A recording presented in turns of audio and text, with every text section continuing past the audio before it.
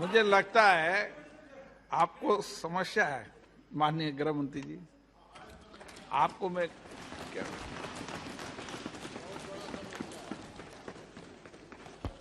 सभापति महोदय, इस सदन में आज विषय पर और विषयांतर पर दोनों प्रकार की चर्चाएं हुई है। खैर, मेरा दायित्व है, मैं बिल को पायलट कर रहा हूं, तो विषय की भी जवाब देना पड़ेगा, जिन्होंने विषयांतर करा है उसका भी जवाब मुझे देना पड़ेगा। माननीय अध्यक्ष जी, अगर चर्चा विषय पर होती तो मेरा जवाब भी विषय पर सटीक तरीके से विषय के दायरे में ही रहता। मगर ये सदन देश की सबसे बड़ी पंचायत है। 130 करोड़ की आबादी इस सदन में जो चर्चा होती है इसको देखती है, क्योंकि बिल पर बोलने में थोड़ा दायरा विस्तृत होता है। लोकसभा के कार्यवाही के नियम बिल पर बोलने में थोड़े लचीले होते हैं। इसका उपयोग कर बहुत सारे सदस्यों ने ढेर सारी बातें कही है। मुझे कोई आपत्ति नहीं, सबको सब बात करने का अधिकार है। मेरा एक ही विनंती है कि मेरी बात भी जरा ध्यान से सुन लेना। अभी शुरू नहीं हुए दादा, ध्यान से सुन लेना। मैं सबसे पहले जो 20 सदस्यों ने आज की चर्चा में हिस्सा लिया है, पक्ष और विपक्ष के मिलकर सभी ने अपनी अपनी दृष्टि से बिल के बारे में अपने विचार रखे हैं। मैं सभी के प्रति आभार व्यक्त करता हूं कि आपने इस बिल को इतने ध्यान से पढ़ा, इसकी गहराइयों में जाने का भी प्रयास किया, इसके साथ जुड़े हुए राजनीतिक पहलुओं को भी सोचा और अपने अपने दृष्टिकोण से अपने अपनी समझ के हिसाब से यहां पर विषय रखने का प्रयास किया। माननीय अध्यक्ष जी, सबसे पहले एक बहुत बड़ा विषय आया, संघीय ढांचे पर अतिक्रमण का, और दूसरा राज्यों के अधिकार हम छीन रहे हैं इसका। मनीष भाई भी बोले, विपक्ष के कांग्रेस के नेता भी बोले, दादा भी बोले, कई सारे लोगों ने बोला। मैं सबसे पहले इस गृह के सामने इस विषय को स्पष्ट करना चाहूंगा कि ये विधेयक जो मैं लेकर आया हूं, माननीय अध्यक्ष जी, संविधान के अनुच्छेद 239 ए के प्रदत्त संसद की शक्तियों के अनुरूप में लेकर आया हूं। अगर किसी को पढ़ना है तो मैं पढ़ भी सकता हूं, मैं संविधान को भी लेकर आया हूं कि पुनर्स्थापित करते वक्त भी ये मुद्दे उठाए गए थे, उस मुद्दों का जवाब भी दिया गया, मगर फिर से आज ये मुद्दे उठाए गए।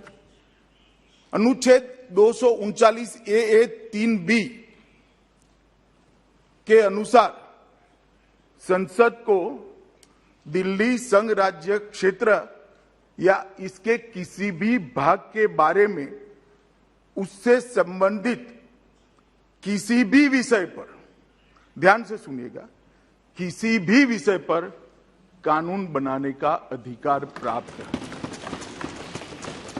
यहां एक अलग प्रकार से बात की जाए, राज्यों के अधिकार, राज्यों के अधिकार, राज्यों के अधिकार। केजरीवाल साहब भी इसकी दुहाई देते हैं, राज्यों के अधिकार, राज्यों के अधिकार। मैं इसलिए एक शब्द पर भार दिया, किसी ने नहीं सुना, दिल्ली संघ राज्य। ऐसा विधेयक मैं महाराष्ट्र में नहीं ला सकता, ऐसा विधेयक मैं गुजरात बंगाल में नहीं ला सकता, ना केंद्र सरकार ला सकती। मगर राज्य और संघ राज्य का अगर अंतर मालूम नहीं है तो मुझे लगता है कि ध्यान से संविधान को पढ़ना चाहिए। अभी जो मैं विधेयक लेकर आई हूं मान्यवर, वो संघ राज्य के संबंधित है, और राज्यों के अधिकार धारा 246, ये सारी चीजों का आप उपयोग कर किसको गुमराह करना चाहते हैं। मैं आपको बताना चाहता हूं माननीय अध्यक्ष जी, ये विधेयक हम बिल्कुल संविधान प्रदत्त शक्तियों के अनुरूप लाए हैं और पूर्णतया संवैधानिक विधेयक है,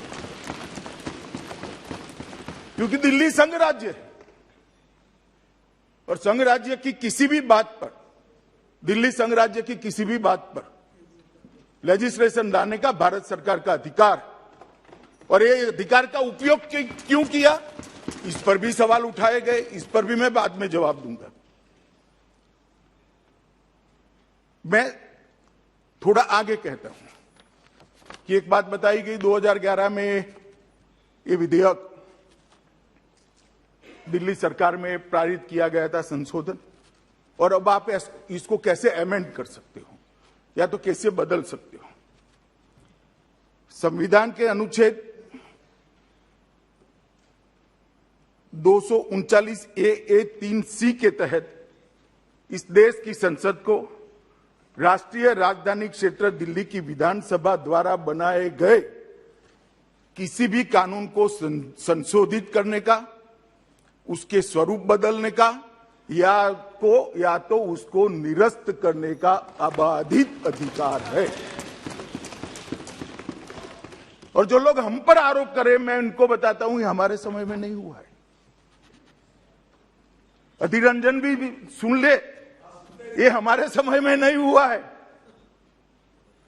ये संविधान के अंदर प्रोविजन ऑलरेडी है।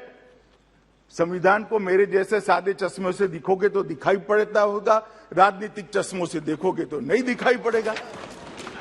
चश्मे साफ करने का सवाल है माननीय अध्यक्ष जी, बाकी तो बहुत स्पष्ट लिखा है और सब भाषाओं में है। जो हिंदी पढ़ते हैं उसके लिए हिंदी में है, बंगाली पढ़ते हैं उसके लिए बंगाली में है, अंग्रेजी पढ़ते हैं उसके लिए अंग्रेजी में, मराठी पढ़ते हैं उसके लिए मराठी में है, सब भाषाओं में है। हाँ, गुजराती में मैं इसी से पढ़कर आया हूं, आप पढ़कर आइए, इतना ही कहता हूं। मान्यवर, अनुच्छेद 246 आर का जो उल्लेख किया गया वो निर्वाचन की विधा के संबंधित है। इस बिल में ध्यान से जिसने देखा होगा उसको मालूम होगा, निर्वाचन की कोई प्रक्रिया के साथ हमने कोई छेड़खानी नहीं की। उल्टा सुझाव आया कि डायरेक्ट चुनाव कर लेते। अरे भाई, हम नहीं कर सकते हैं, संविधान हमें नहीं परमिशन देता है। माननीय अध्यक्ष जी, एक बहुत बड़ा भ्रांति फैलाने का जो प्रयास हो रहा है, मैं उसको सिरे से खारिज करता हूं। ये पूर्णतया संविधान प्रदत्त शक्तियों से लाया गया विधेयक है। इसमें संघ राज्य की शक्तियों पर कोई अतिक्रमण नहीं है और ना हम करना चाहते हैं। माननीय अध्यक्ष जी, उन्होंने कहा, मैं एक पैराग्राफ पढ़ना चाहता हूं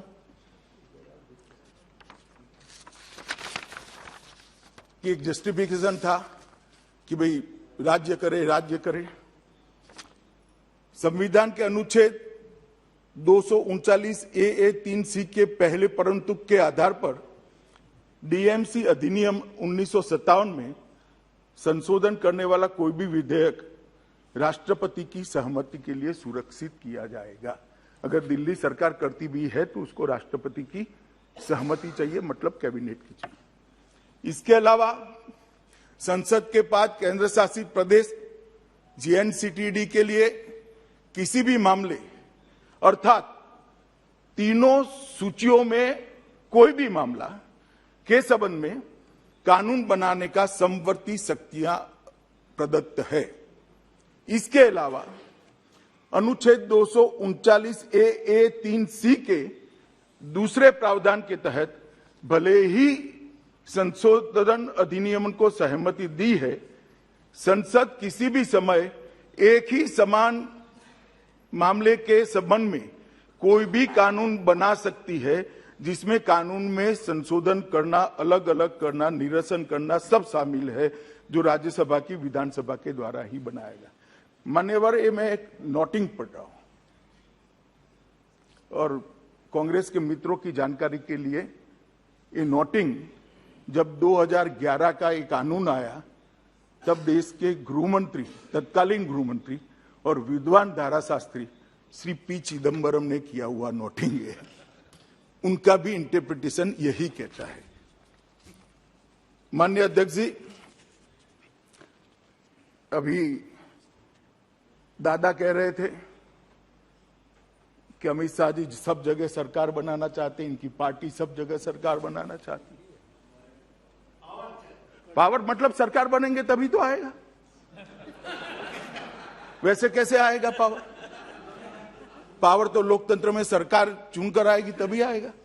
तो मैं गृह में कहना चाहता हूं कि हाँ, हम चाहते हैं हर जगह हमारी सरकार बने, इसीलिए तो चुनाव लड़ते हैं। चुनाव क्यों लड़ना? आप क्यों गोवा में गए भला बताइए? आप क्यों त्रिपुरा जा रहे हैं बताइए भला? आपको भी अधिकार है, मैं ना नहीं बोलता, आप भी जाइए, आप भी जाइए। हर पार्टी ने हर जगह अपनी आइडियोलॉजी, अपना स्टैंड, अपने कार्यक्रम, अपनी सरकारों के परफॉर्मेंस को लेकर जाना चाहिए। यही तो लोकतंत्र की खूबसूरती है, इसमें आपत्ति क्या होती? हर जगह पे कोई पार्टी विचार करे कि हमारे लोग चुनकर आए, हमारे कार्यक्रम के आधार पर, हमारी विचारधारा के आधार पर, हमारे नेता की लोकप्रियता के आधार पर, तो इसमें आपत्ति क्या हो सकती है? लोकतंत्र में आपत्ति उनको हो सकती है जिनको सत्ता छीनने का डर है, लोकतंत्र के पुरोधाओं को नहीं हो सकती। मैं अभी भी कहता हूं दादा, हम चाहते हैं कि हमारे कार्यक्रमों के आधार पर, हमारी विचारधारा के आधार पर, हमारे नेतृत्व की लोकप्रियता के आधार पर और हमारी सरकार के परफॉर्मेंस के आधार पर हम सब जगह चुनाव लड़ना चाहते हैं और जीतना भी चाहते हैं। मगर हम सत्ता विपक्षी कार्यकर्ताओं को मारकर हथियाना नहीं चाहते दादा,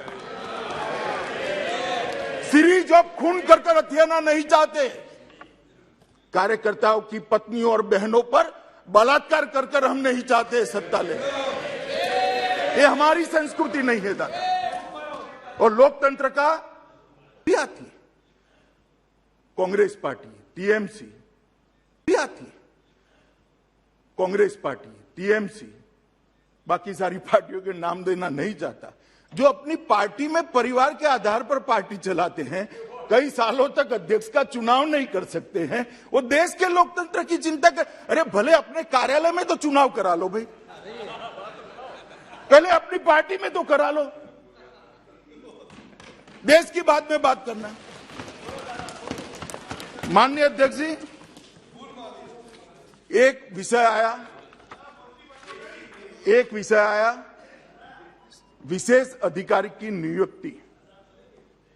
माननीय अध्यक्ष जी, मैं फिर से कहना चाहता हूं कि विशेष अधिकारी संक्रमण काल के लिए ही नियुक्त होता है, उसके बाद में चुनाव होता है और उसके बाद में चुनी हुई बॉडी आती है। और विशेष अधिकारी का दिल्ली नगर निगम अधिनियम की धारा 490B में इसका प्रोविजन पहले से है, जो कांग्रेस के समय में बनाई गई। जब आप उपयोग करोगे तो बहुत लोकतांत्रिक, और जब हम करेंगे तो लोकतंत्र का हनन हो गया। किस तरह से देश चलाना चाहते हो भाई? आत्मचिंतन करोगे क्या? आईने में अपने आप को देखोगे क्या? देखना चाहिए या नहीं देखना चाहिए? 490B कौन लेकर आया? हम तो आज उपयोग कर रहे हैं, उस वक्त हमारी सरकार नहीं थी। और मैं आज कहना चाहता हूं माननीय अध्यक्ष जी, फिर से सबसे ज्यादा राज्यों में आज भारतीय जनता पार्टी की सरकार है। दो बार मोदी जी के नेतृत्व में इस देश की जनता ने पूर्ण बहुमत, 2/3 बहुमत भारतीय जनता पार्टी को दिया है। एनडीए के साथी हमारे साथ चट्टान की तरह खड़े हैं। हमें कोई शौक नहीं है सत्ता हथियाने का माननीय अध्यक्ष जी, ना हम चाहते हैं। माननीय अध्यक्ष जी, सुप्रिया जी ने कहा कि चुनाव के एन मौके पर क्यों लेकर आए विधेयक। सुप्रिया जी, ओबीसी का बदलाव, ओबीसी सीटों का प्रोविजन का बदलाव महाराष्ट्र सरकार ने कब किया? महाराष्ट्र सरकार में कितने साल से एडमिनिस्ट्रेटर है? कितने कॉरपोरेशन में एडमिनिस्ट्रेटर है? क्यों चुनाव वहां नहीं होते हैं? और करना चाहते थे तो पहले क्यों नहीं किया? मैं भी पूछ सकता हूं। मगर जब अपने अपने राज्य में होता है, जैसे मेरे साथी सांसद निशिकांत जी ने कहा कि झारखंड में 5 महीने से एडमिनिस्ट्रेटर, 1 साल से एडमिनिस्ट्रेटर, मगर चूंकि वहां कांग्रेस की सरकार है, आप नहीं बोलोगे। तथ्यों को पारदर्शिता के साथ इस सदन पर रखना चाहिए। इस सदन को पूरा देश देखता है। माननीय अध्यक्ष जी, मनीष तिवारी जी जवाब दे रहे थे। मनीष जी, नरसिम्हा राव जी का नाम दिया है, देखना भाई, जरा ध्यान रखना हम आगे क्या होता है। जरा संभल कर बोला करो यार, भावुक होकर इतना मत बोलो। हाई कमांड भाषण सुनता है। नरसिम्हा राव जी का नाम आपने दे दिया और बिट्टू भाई ने भी पंजाब की गलती को स्वीकार कर लिया। चलो अच्छा ही है, देर सवेर स्वीकार कर लिया आपने। दादा ने कहा दिल्ली दंगों को मैंने कहा था कि सबको जेल में डालेंगे। दादा, दिल्ली में भारतीय जनता पार्टी का शासन है, पुलिस भारतीय जनता पार्टी की सरकार के पास है। मैं सदन पर रिकॉर्ड क्लियर करना चाहता हूं, दिल्ली में अब तक 2473 लोगों को अरेस्ट कर लिया गया है, 409 चार्जशीट कर लिए गए और सिर्फ 83 लोगों की बेल हुई। 2 साल हो गए दादा, जेल में ही है, जेल में ही है। ये बंगाल नहीं है, यहां भारतीय जनता पार्टी की सरकार है। जो कानून तोड़ेगा उसको सजा। माननीय अध्यक्ष जी, कश्मीर के चुनाव के लिए भी रेफरेंस आया। मेरा भाषण सदन के रिकॉर्ड पर है, कोई भी उठाकर देख सकता है, फिर से सुन सकता है, यूट्यूब पर भी है, आप भी उपलब्ध करा सकते हो। माननीय अध्यक्ष जी, मैंने स्पष्ट कहा था कि पहले पंचायत के चुनाव होंगे, उसके बाद में डिलिमिटेशन होगा, उसके बाद में चुनाव होंगे और उसके बाद में पूर्ण राज्य का स्टेटस हम वापिस देंगे। पंचायत के चुनाव हो चुके हैं, कोई हिंसा के बगैर जिला पंचायत के चुनाव समाप्त हो चुके हैं। डिलिमिटेशन समाप्त होने के कगार पर है और मैं फिर से सदन पर कहता हूं, गृह में कहता हूं कि डिलिमिटेशन होने के बाद सभी दलों से चर्चा कर हम तुरंत चुनाव कराएंगे। हमें कोई शौक नहीं है राष्ट्रपति का करना। माननीय अध्यक्ष जी, एक रेफरेंस आया कि कैंटोनमेंट बोर्ड भी यहां है, एनडीएमसी भी यहां है। आपने कहा कि राष्ट्रपति भवन, प्रधानमंत्री निवास, संसद भवन सब एनडीएमसी में आता है। मुझे मालूम नहीं था, वरना मैं थोड़ा डिटेल में बताता। मेरा कहने का उद्देश्य ये था कि एक माहौल जो बनता है राजधानी का, वो सिर्फ एनडीएमसी से नहीं बनता है। और कैंटोनमेंट बोर्ड हम नहीं मिला सकते हैं। गौरव जी कहते थे अभी है नहीं, परंतु देश भर में कैंटोनमेंट बोर्ड अलग ही है। ये कोई दिल्ली की व्यवस्था नहीं है, देश भर में अलग है और कुछ कारणों से अलग रहना भी चाहिए। अगर इस पर पुनः विचार होगा और इस पर कानून बदला जाएगा तो यहां का भी होगा। हाँ, तो होता ही है, अभी चुनी हुई बॉडी ही है, वहां पर चुनाव हो, इसमें कोई आपत्ति नहीं है। और ढेर सारी कमिटियों के रिपोर्ट को यहां पर रखा गया। माननीय अध्यक्ष जी, मैं इतना ही कहता हूं कि कमिटियों को रिपोर्ट जब भी आए, हर सरकार ने इस पर चर्चा करी, इसकी फाइलें भी उपलब्ध है। और चर्चा के बाद ये सारे प्रश्न जो अभी उपस्थित हुए थे, ये प्रश्नों को नजर में रखते हुए ही निर्णय नहीं लिए गए थे। क्योंकि कमेटी की रिपोर्ट सिर्फ 3 निगम बनाना नहीं था, इसके साथ ढेर सारी चीजें थी। रेवेन्यू शेयरिंग का पावर, रेवेन्यू शेयरिंग की फॉर्मूला थी, कुछ एक्स्ट्रा अधिकार देने की बात थी। ये सारी बातों पर एक साथ अगर कोई एक पैकेज होता है तो ये 3 निगम मैं भी मानता हूं आज भी वायबल हो सकते हैं। जैसे एक रिपोर्ट में है, पहले सेल टैक्स था, जीएसटी शेयरिंग की बात है। अब एक करे बगैर हम कैसे निगम चलाएंगे? नहीं चल सकता। और देख लिया कर 10 साल तक देखा है। और जिन लोगों ने कहा कि भाई पहले क्यों डिलिमिटेशन नहीं करा, काफी सांसदों ने, 3 सांसदों ने कहा, मैं इनको बताता हूं कि एकीकरण करने के पहले डिलिमिटेशन हो ही नहीं सकता। नया यूनिट बनता है, उसके बाद में सीटों का बंटवारा होता है, वार्डों का बंटवारा होता है। डिलिमिटेशन करेंगे तो किस अधिकार के तहत करेंगे?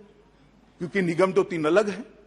जब तीनों निगम एक होंगे, एक निगम होगा, उसके बाद ही डिलिमिटेशन हो सकता। और इतनी सारी चीज पर इतनी शंका करने की जरूरत क्या है भाई? देश के बहुत बड़े हिस्से पर भारतीय जनता पार्टी का शासन बहुत बड़े हिस्से पर है। और ये दिल्ली की 2 करोड़ की आबादी के म्युनिसिपल कॉरपोरेशन, वहां पर भी हमारे निगम जाएंगे, आप पार्टी के नहीं जाएंगे। हमारे निगम की जब तिथि समाप्त हो जाएगी तब हमारे निगम चले जाएंगे, हमारे काउंसिलर घर पर बैठेंगे और एडमिनिस्ट्रेटर आएगा, स्पेशल ऑफिसर आएगा। सीटों का सवाल उठाया गया। दादा कहते थे कि सीटें 250 बहुत ज्यादा है।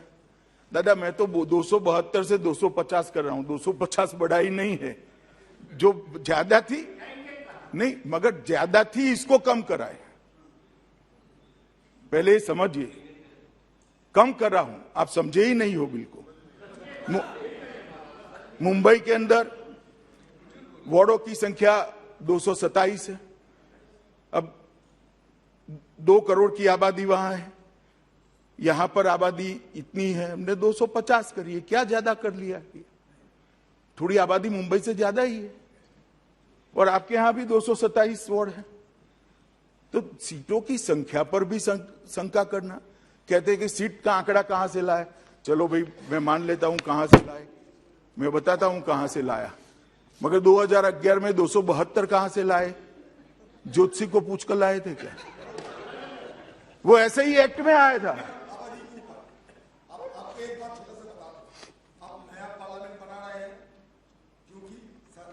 संसद की संख्या बढ़ेगी इस हिसाब से, तो जहां अरे मैं बैठने की बात नहीं कर रहा भैया, अब तय की होते हैं ना, ना एक नहीं होता है। मैं चुने हुए आबादी जब बढ़ते हैं तो सीटों की संख्या भी बढ़ेगी, मतलब वार्ड भी बढ़ेगी।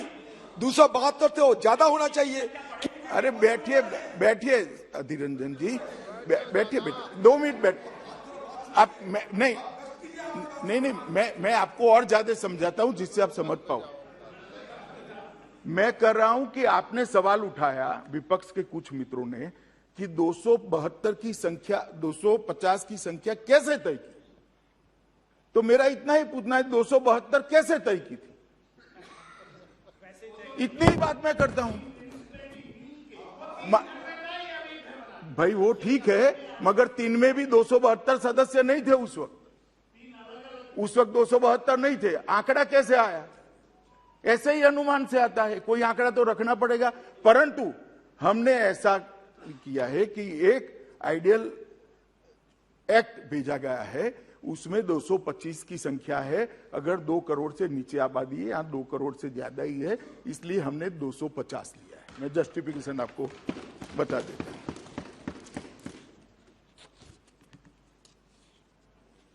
गौरव गोगोई जी ने कहा कि दिल्ली में कितनी दुर्दशा है, ये है वो है, और स्पेशली उन्होंने यहां पर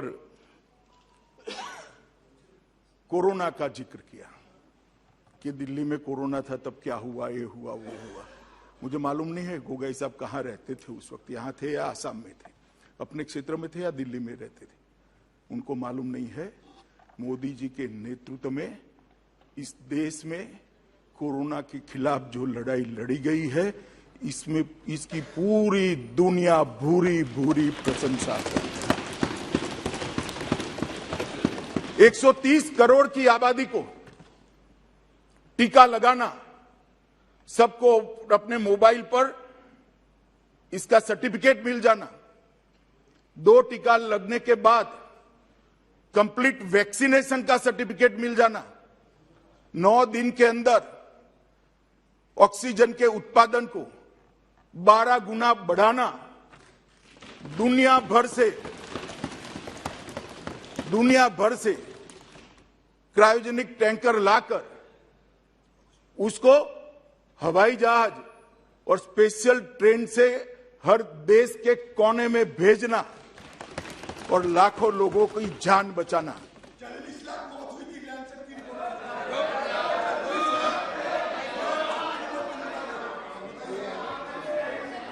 माननीय अध्यक्ष जी, मैं कुछ बोलना नहीं चाहता, मैं अधीर रंजन जी को इतना ही कहना चाहता हूं कि आपकी सरकारों ने भी, मैं ही वीडियो कॉन्फ्रेंस कंडक्ट करता था, हर मुख्यमंत्री जी ने मोदी जी का धन्यवाद किया है, हर मुख्यमंत्री इरिस्पेक्टिव ऑफ पार्टी, और मोदी जी ने भी हर मुख्यमंत्री का धन्यवाद किया है। दानिश जी, डर आपके जहन में हो सकता है, सबके जहन में नहीं हो सकता है। सब कुछ डर कर नहीं होता है, म्यूचुअल अंडरस्टैंडिंग भी होती है, और प्रयासों को, विरोधियों के प्रयासों को, राजनीतिक विरोधियों के प्रयासों को भी सराहने की स्पिरिट भी होती है। और इस स्पिरिट के तहत मुख्यमंत्री जी ने भी, प्रधानमंत्री जी ने भी सभी मुख्यमंत्री को धन्यवाद किया है कि आपने बहुत अच्छा काम किया, और एक बहुत अच्छे माहौल में। और ये कह रहे थे कि आप पार्टी को, गौरव भाई कह रहे थे आप पार्टी को काम नहीं करने दिया। गौरव भाई, आपको मालूम नहीं है, मुख्यमंत्री ने मेरे साथ आने के लिए मना कर दिया था। मैं गया था लोकनायक जयप्रकाश अस्पताल के अंदर, लाशों के ढेर लगे थे, उन्होंने मुख्यमंत्री सब, आप पार्टी को नहीं करने दिया बोले हैं भाई। मैं लिखता हूं ना, दिल्ली में कौन था तो आप पार्टी, मतलब नहीं, काम नहीं करने दिया। आप बैठिए, अब हो गया। अरे अधीर रंजन जी, रजिस्टर हो गया, बैठिए। लाशों के ढेर लगे थे, अंतिम संस्कार नहीं होते थे, वैक्सीनेशन का फॉर्मूला नहीं था, अस्पतालों के रेट तय नहीं किए गए थे। ये सारा मोदी जी के नेतृत्व में भारत सरकार ने किया, क्योंकि हम मूक दर्शक बनकर नहीं बैठ सकते, और हमने कहीं पर नहीं किया। आज जिक्र निकाल दिया तो मुझे बोलना पड़ा, क्योंकि गुरु का जो रिकॉर्ड है वो सालों सालों तक रहता है, अजरा अमर होता है, आने वाली पीढ़ियां इसको पढ़ती है। इसलिए मुझे बोला, इतने सारे भाषणों में, चुनावी भाषणों में, कोई प्रेस इंटरव्यू में मैंने आज तक कभी नहीं कहा, मगर यहां पर इसलिए मुझे बोलना पड़ता है कि इसका एक रिकॉर्ड बनता है। माननीय अध्यक्ष जी, हमें कहा गया कि चुनाव से डरकर हमने ये बिल लेकर आए। भाई, हम तो डरे नहीं है चुनाव से। सुनिए ना, सुनिए, अधीर रंजन भी बोले। नहीं, मैं आपको कह ही नहीं रहा हूं, कहा गया ऐसा कर बोला हूं। चुनाव से डरने का स्वभाव हमारा नहीं है। चुनाव में हार जीत होती रहती है,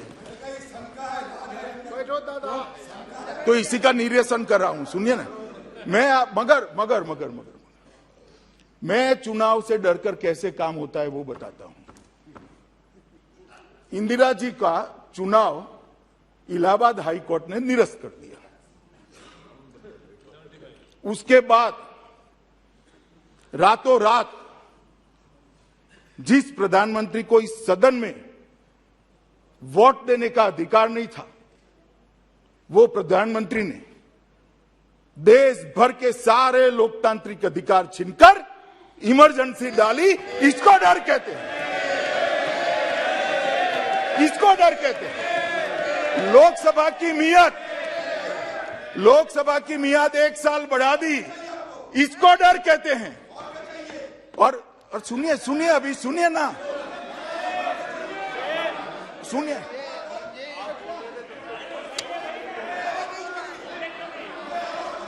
माननीय अध्यक्ष जी, इमरजेंसी डर कर लाई गई थी। सारे लोकतांत्रिक पार्टियों के नेताओं को, लाखों लोगों को डरकर जेल की सलाखों के पीछे डाल दिया गया था। सारे अखबारों के एडिटोरियल यहां से तय होते थे। आकाशवाणी पर एक प्रसिद्ध गायक की आवाज को बैन कर दिया गया था। ड्यूएट गाने भी सिंगल आवाज में आते थे। इसको डर कहते हैं। और क्या होगा मैं बताता हूं। जो लोग कह रहे हैं ना कि डर चुनाव के कारण डर से ये टाला गया है, वो डरते हैं। तो 6 महीने बाद चुनाव होगा, क्यों डर है भाई? जनता ही करेगी। अगर जीतने का विश्वास है तो अभी क्यों चुनाव चाहिए? मैं देता हूं बाद में क्यों किया इसका जवाब भी। अगर जीतने का विश्वास है तो क्यों अभी ही चुनाव चाहिए? अच्छे काम किए तो 6 महीने बाद भी चुनाव जीत सकते हो। डर इसको कहते हैं कि अभी चुनाव करा लो, आनंद फानंद में जीत जाएं। मगर माननीय अध्यक्ष जी, मैं कहने आया हूं कि अगर किसी को डरना है तो किसको डरना है? ये 5 राज्यों के चुनाव का हवाला देकर कहते हैं कि परिणामों से भारतीय जनता पार्टी डर गई और आप पार्टी से डर गई। उत्तर प्रदेश में आप पार्टी 349 सीटों पर चुनाव लड़ी, सभी पर जमानत जब्त। उत्तराखंड में 70 सीटों पर चुनाव लड़ी, 68 सीटों पर जमानत जब्त। गोवा में 39 सीटों पर चुनाव लड़ी, 35 सीटों पर जमानत जब्त। पंजाब में अच्छा परफॉर्म करा, मणिपुर गए नहीं। हम किससे डरे भाई? मैंने सुना था, आपका भी बताता हूं, बैठो बैठो बैठो, कांग्रेस का भी बताता हूं।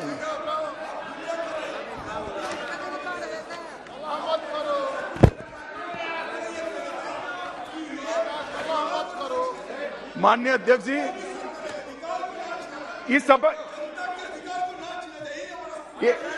इस विषय पर भी मैं आता हूं भाई।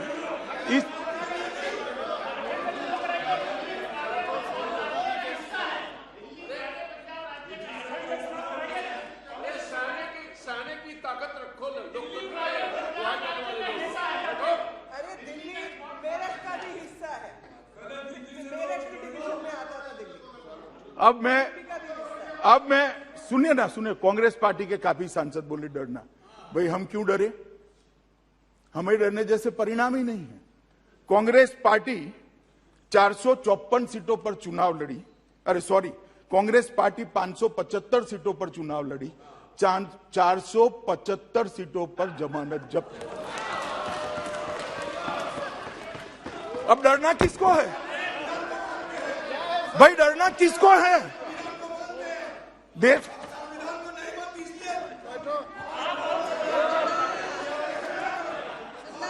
माननीय अध्यक्ष जी, भारतीय जनता पार्टी के कोई कार्यकर्ता को डरने की जरूरत नहीं है। हमने 4 राज्यों में सरकार बनाई है और हमें पूरा भरोसा है कि मोदी जी के नेतृत्व में जहां पर भी चुनाव आएगा हम निश्चित जीत कर आएंगे। हमें कोई डरने की जरूरत नहीं। और भाई मैं आपको बताना चाहता हूं, हम तो जब 2 थे तब भी नहीं डरते थे, अब तो 302 है। और यहां से उस वक्त तंज कसे जाते थे, मैं नाम नहीं बोलूंगा नेता का वरना पॉइंट ऑफ ऑर्डर उठाएंगे, मगर तंज कसे जाते थे। हमारे दो, उस पार्टी का आज विपक्ष के नेता का स्टेटस भी नहीं बचा। हम नहीं डरते। चुनाव से डरना क्या हार जीत होती रहती है? जनता का फैसला है, हमें स्पिरिट है। मैंने यही कहा। आप ट्रांसलेशन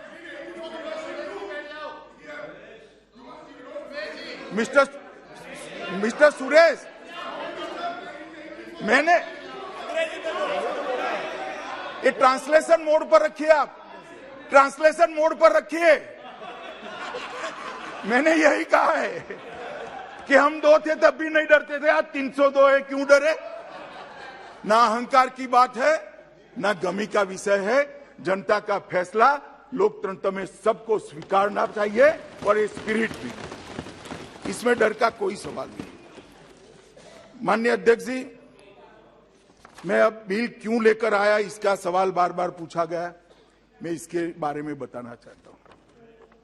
माननीय अध्यक्ष जी, ये 3 निगम एक निगम को 3 निगम में बांटने के बाद बहुत अच्छे स्पिरिट से शायद किया गया होगा। उस वक्त दोनों सरकारें एक ही पार्टी की थी, मगर उसके बाद यहां शासन बदला। 5वें दिल्ली के वित्त आयोग ने तीन नगर निगमों को पांचवें वित्त आयोग ने 40,561 करोड़ रुपया, दादा सुनिए काम में, 40,561 करोड़ रुपया पांचवें वित्त आयोग में, दिल्ली के वित्त आयोग ने देने के लिए अनुशंसा की थी। दिल्ली सरकार ने 7,000 करोड़ से कम दिया। मैं फिर से रिपीट करता हूं, 40,561 करोड़ रुपया वित्त आयोग की सिफारिश थी कि तीनों नगर निगमों को आबादी के प्रोरेटा में दिया जाए सिविक सर्विस अपग्रेडेशन के लिए। स्टेट में दिल्ली के वित्त आयोग की बात करें, उसमें से 7,000 करोड़ से कम दिया। अब कहते हैं कि निगम नहीं चलते, हमारे सांसदों ने बताया, फिर भी निगम ने उनसे ज्यादा अच्छा काम किया है। अस्पताल भी ज्यादा बनाए, स्कूल भी ज्यादा बनाए, मगर एक घाटा कैसे भरा जाए। और मैं यह बात बताना चाहता हूं कि निगम इतने बनने के बाद आज जो घाटा है वो 11,000 करोड़ का है, और 32,000 करोड़ नहीं दिया गया। अगर ये 32,000 करोड़ देते तो 11,000 करोड़ का घाटा भी न होता और 20,000 करोड़ सरप्लस होता, लोगों के काम होते। किसकी जिम्मेदारी है? किसकी जिम्मेदारी? इसके बारे में कोई नहीं बोलेगा। इसीलिए मैं कहता हूं, राजनीतिक से ऊपर उठकर इसको सोचना चाहिए, विचारना चाहिए। 40,000 करोड़ के सामने 7,000 करोड़ से कम दिया, 33,000 करोड़ कम दिया, फिर भी नगर निगम के तीनों मेयरों को मैं शाबाशी देना चाहता हूं कि सिर्फ 11,000 करोड़ रुपए का घाटा है। अगर पूरा दे देते तो 33,000 करोड़ में से 11,000 करोड़ निकाल दे, 22,000 करोड़ रुपया दिल्ली की जनता की सुखाकारी के लिए हमें और मिलेगा। इसके बाद भी माननीय अध्यक्ष, इसके डिटेल में जाने जैसा है। पांचवें वित्त आयोग की सिफारिश की बात छोड़िए, इसके बाद राजधानी क्षेत्र दिल्ली सरकार ने महत्वपूर्ण अनुशंसाएं जो नगर निगम ने कर भेजी, ऋण माफी, शिक्षा क्षेत्र व्यय की पूर्ण प्रतिपूर्ति, स्वच्छता पर व्यय के लिए वित्त पोषण, जो दादा कह रहे थे सीवरेज का, बकाया ऋणों पर ब्याज दर को दिल्ली सरकार कम करे, एक भी सिफारिश नहीं मानी, एक पैसा ज्यादा नहीं दिया। धन की कमी की वजह से निगमों ने अपने राजस्व को ठीक करने के लिए कई दरखास्तें भेजी दिल्ली सरकार को, परंतु इसको या तो अस्वीकार कर दिया गया या तो लंबित कर दिया गया। आज तक एक का भी जवाब नहीं दिया है। उसमें से कुछ मैं कहना चाहता हूं यहां पर, जैसे व्यवसायिक कर के संबंध में वर्ष 2020 में, मार्च 2020 में एक दरखास्त भेजी, आज हम मार्च 2022 में, मालूम नहीं कहां है, पंजाब से शायद आ गए हैं, अब करे तो करे। इस प्रकार से एक बार की पार्किंग प्रभारों को बढ़ाने के लिए हमने दरखास्त भेजी, कोई जवाब नहीं, रिजेक्ट कर दिया। एसडीएमसी ने के स्थानांतर शुल्क के संशोधन के लिए भी प्रस्ताव भेजा, आज तक लंबित है। विभिन्न परियोजनाओं के कार्यान्वयन के लिए बॉन्ड लेने के लिए, जिसकी आरबीआई की परमिशन थी, हमें वित्तीय समावेशन के हिसाब से परमिटेड मात्रा में ऋण करने की परमिशन थी, बॉन्ड लेने के लिए हमने दिल्ली सरकार का परमिशन मांगा, बॉन्ड लेने के लिए परमिशन हमारा नगर निगमों का रिजेक्ट कर दिया गया। और अनुमोदित बजट जो होता है राज्य सरकार का, उसमें भी कटौती कर दी। अब मैं ये कहना चाहता हूं कि नगर निगम कैसे चलेंगे माननीय अध्यक्ष, किस प्रकार से चलेंगे? क्या चाहते हैं कि दिल्ली की जनता त्राहिमाम हो जाए और भारतीय जनता पार्टी के खिलाफ हो जाए? जो ऐसा सोचते हैं उनको मैं कहना चाहता हूं, सत्य को कभी कोई ढक कर नहीं रख सकता। हजारों सूर्य की तरह दीप्यमान होकर बाहर आता है। झूठ लंबा नहीं चलता, झूठ के पैर नहीं होते, टिक नहीं पाएगा झूठ। हमारी आज चर्चा हुई, हमारे सांसदों ने जो कहा है, जो मैं कह रहा हूं, क्या दिल्ली के वासी नहीं सुनते होंगे, हिसाब नहीं मांगेंगे?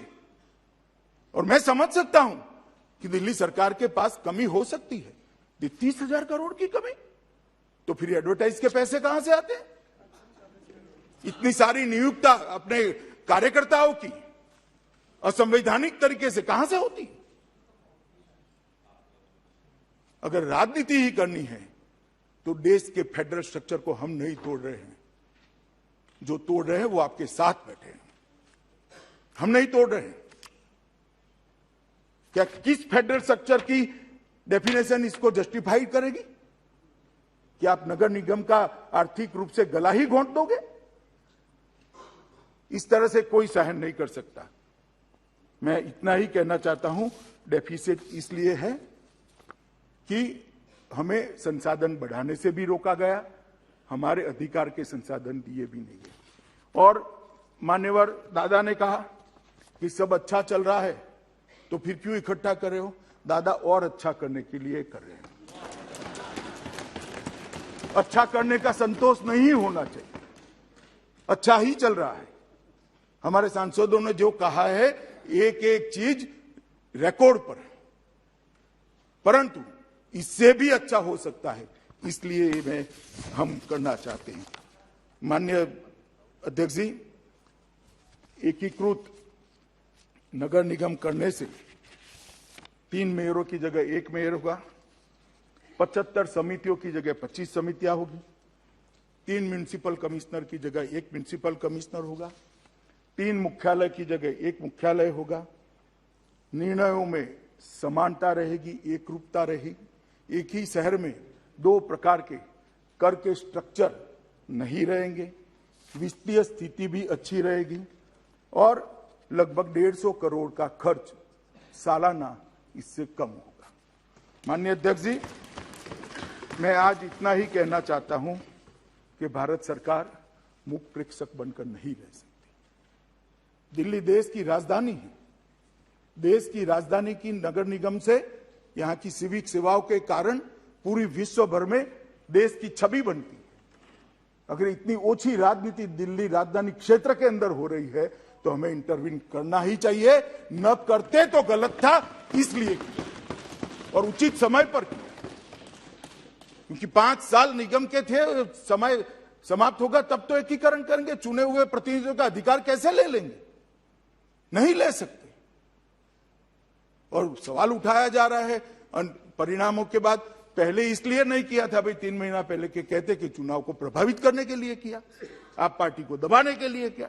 हमने चुनाव की राह देखी, अब इसमें भी आपको अच्छा नहीं लगा, हम क्या कर सकते हैं? और मैं अभी भी कहना चाहता हूं, सारे सांसद बहुत स्टडीड सांसद है, सबको कहना चाहता हूं कि जब भी बिल पर कोई आपके मन में, अधीर रंजन जी ने कहा हमें शंका है, एक फोन उठाकर अधीर रंजन जी मेरे साथ बात कर देते, मैं तो निरसन कर देता शंका का। इतने बड़े फ्लोर में आप ऐसा क्यों बोले भी? मुझे भी फोन कर लेते।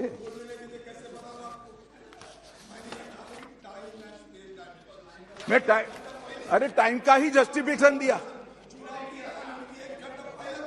भाई, मैंने टाइम का ही जस्टिफिकेशन दिया।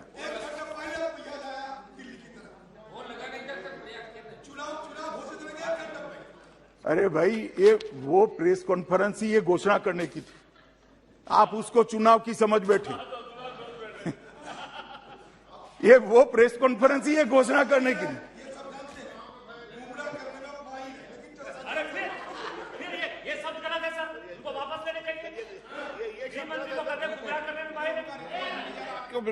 क्यों आप ऊपर में बोल के क्यों रिकॉर्ड में लाते? देखो रिकॉर्ड में नहीं जा रहा। माननीय सदस्यगण जो ये बोलते हैं ना, न तो रिकॉर्ड में जाता न टीवी में जाता, इसलिए आप बोल के और टीवी में ला देते हो। अंत में मैं बताना चाहता हूं, ये बिल को हम दिल्ली नगर निगम की सेवाओं को चुस्त दुरुस्त करने के एकमात्र उद्देश्य से लाए, ढांचागत सुविधाओं को और मजबूत करने के लिए लाए, नगर निगमों को आत्मनिर्भर बनाने के लिए लाए हैं, नगर निगमों को स्वावलंबी बनाने के लिए लाए हैं, और जब चुनाव समाप्त हो जाए जो भी पार्टी जीत कर आए आत्मसम्मान के साथ दिल्ली जनों की सेवा कर ले, इसलिए आए।